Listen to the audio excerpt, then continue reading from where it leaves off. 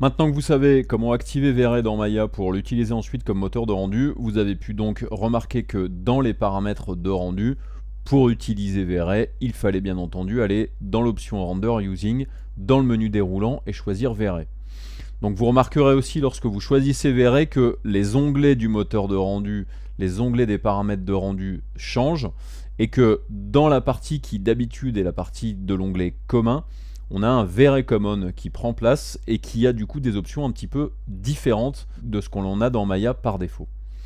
Donc dans les différents onglets auxquels vous avez accès, vous avez donc V-Ray Common dans lequel vous allez retrouver les options pour le choix de l'extension du fichier qui sera sorti en tant qu'image, des options pour activer par exemple le rendu d'une animation ou pas, le choix de la caméra et le choix de la résolution. Vous verrez aussi qu'il y a d'autres petites options qui peuvent être pratiques et notamment pour utiliser la fenêtre de rendu de V-Ray plutôt que la fenêtre de rendu de Maya. On a ensuite l'onglet V-Ray qui lui va garder les informations globales de rendu avec V-Ray. Donc c'est les informations d'environnement, c'est les informations d'anti-aliasing, les informations de caméra et les informations d'utilisation d'interfaces spécifiques à V-Ray.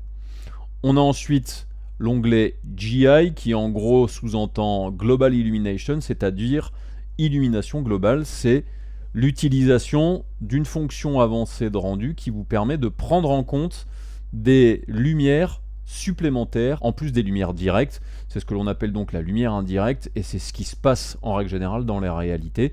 Donc V-Ray a cette fonction là comme maintenant beaucoup de moteurs de rendu, ce qui va vous permettre d'avoir des rendus un petit peu plus réalistes. Ensuite, vous avez la catégorie Settings qui va vous permettre de modifier quelques petites choses au niveau de la gestion du comportement de rendu. Après, l'onglet Render Elements qui va vous permettre de gérer ce que l'on appelle donc des passes de rendu. Donc ça, c'est quelque chose qui existe déjà dans Maya, les passes de rendu, de différentes manières. Et bien, lorsque vous avez V-Ray, on a des passes de rendu supplémentaires et celles de V-Ray sont vraiment très intéressantes.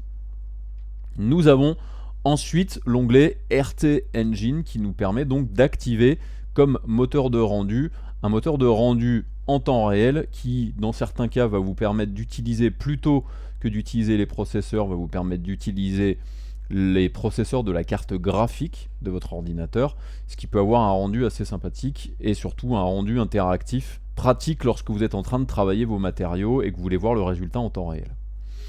Concernant les options que vous retrouvez aussi dans les paramètres de rendu, vous avez ici ce petit icône là, va vous permettre d'aller naviguer directement vers le site spécifique à V-Ray et notamment à l'aide de V-Ray. Donc si vous cliquez sur cette icône là, vous avez donc un navigateur qui va s'ouvrir, donc là en l'occurrence c'est Firefox, ce qui va vous permettre donc de retrouver l'aide spécifique à V-Ray dans Maya.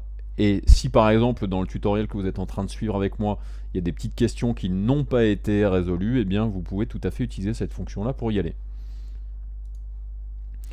Ensuite, V-Ray est plus ou moins intégré dans Maya. Il y a quand même une fonction que j'apprécie utiliser lorsque je fais une première install de V-Ray à l'intérieur d'un soft, et notamment là en l'occurrence dans Maya, c'est en allant dans l'onglet V-Ray, si vous allez tout en bas et si vous avez une catégorie qui s'appelle V-Ray UI, c'est-à-dire interface utilisateur de V-Ray.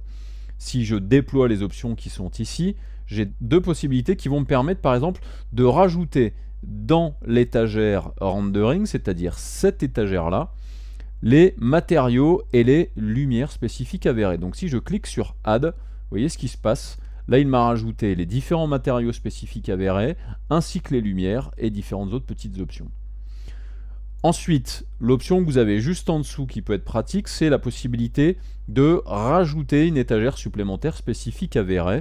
Donc si je clique sur cette option-là, là regardez, j'ai du coup cette étagère qui me permet d'accéder rapidement à certaines fonctions de V-Ray, ce qui m'évitera par exemple d'aller naviguer dans les menus pour effectuer différentes options.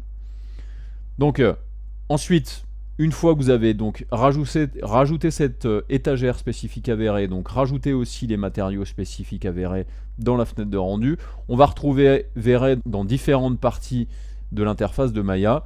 Donc vous allez le retrouver par exemple dans le menu Create, avec ici une catégorie spécifique à V-Ray.